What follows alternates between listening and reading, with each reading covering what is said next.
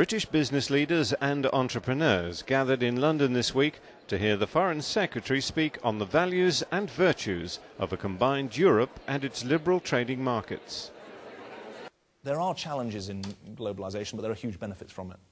And we've put ourselves in a very, very strong position by being very, very open. And there may be questions about sovereign wealth funds and migration issues, all of which have challenges, but all of which are bringing huge benefits to us.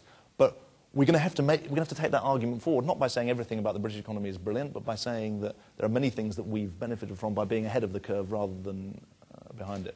But since I'm the Foreign Secretary, I just want to say a couple of words about the politics and how politics and how security policy can also support open markets. One of the most interesting discussions I've had in the last 6 months was the informal European Council of Foreign Ministers in September, where we had a discussion about energy and specifically about how the European countries dealt with Russia in respect of energy issues.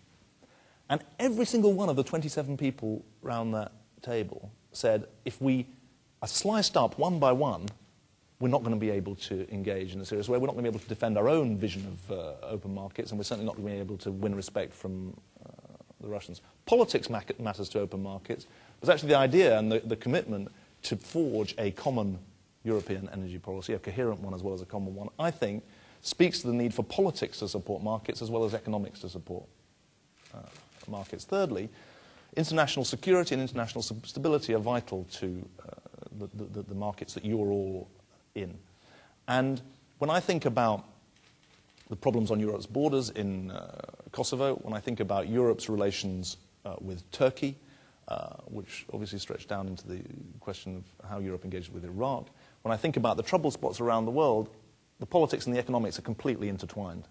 And I think part of my job as I think about the future of the Foreign Office's work is to think about how do we join our traditional commitments in politics to increasing commitments in economics, in security policy, in culture, and a whole range of other ways in which British foreign policy is prosecuted.